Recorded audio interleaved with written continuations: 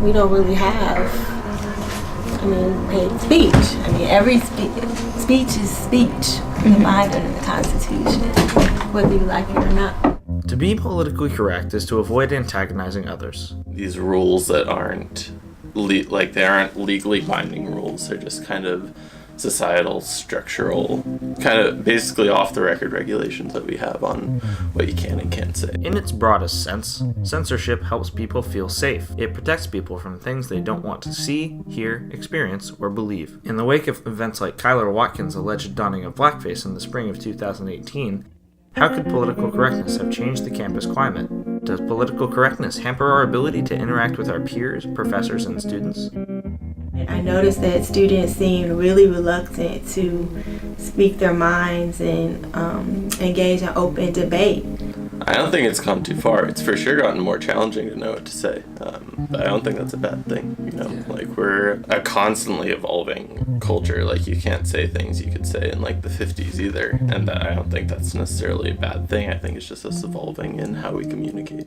Do safe spaces and trigger warnings censor free speech? Does censorship have its place on Cal Poly's campus? Then I wonder, does it have something to do with our political climate right now? Are people just afraid that, they may be judged based upon their political views?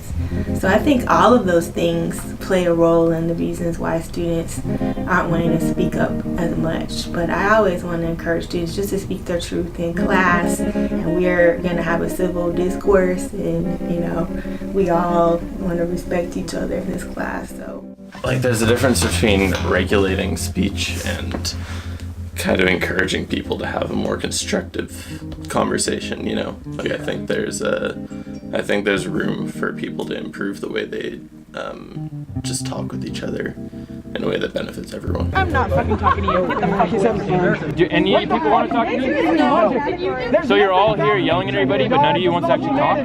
Why do you have to? Then why are you here? Show Milo Yiannopoulos and all these racist fucks that at least someone doesn't agree with. How is Milo Yiannopoulos racist?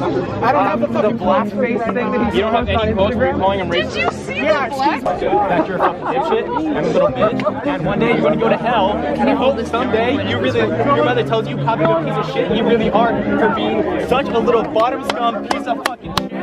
How am I being a dipshit someday? Hold up, I'm not finished yet. I haven't called you. You're just calling me names. So you're not being productive. I know. I'm not being productive here. I haven't called you any names. I've been pretty respectful to you. Why are you being? You asked me a question. You asked me how I felt, and this is how I feel. I'm sorry. Have a good day. Why are you so angry? I'm not angry. Such a little bottom scum piece of fuck. If you're presented with an idea you don't like, that should be something that you should be willing to engage. Whether you don't like it or not, I understand, but if you were to only listen to opinions you like and invite people to say things that, you can affirm, that's called like a dinner party. To get upset is one thing. It depends. If someone is trying to incite some sort of violence, of course, there are things people can do, if they're threatened. But if they're just upset because, they don't like it, there are better ways to go about than just trying to absolutely get rid of whatever speech you don't like. There are better ways to go about that. Other than presenting a better idea, maybe I think that would be, engaging in some sort of discourse and asking them why they think the things they think, so you can understand their argument better. That might help you generate something that you can say to them that might make sense. Because a lot of the time it's just people talking back to a wall, and they don't really want to get it right. They just want to be the person that is that has the best quip or something like that, or has the funniest joke, or about the other political side. The best way to solve these problems is to listen to the communities that are affected. I think it's the best way to move forward is just